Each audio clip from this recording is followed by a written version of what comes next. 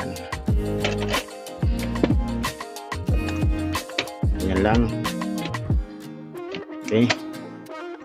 Kailangan muna natin ito i-top balance para pantay-pantay yung kanyang mga voltage.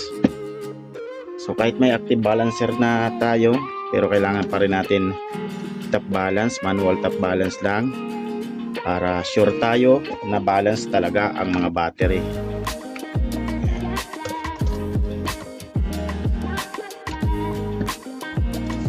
Okay. Yan, 16 pieces na battery. Brand new mga master.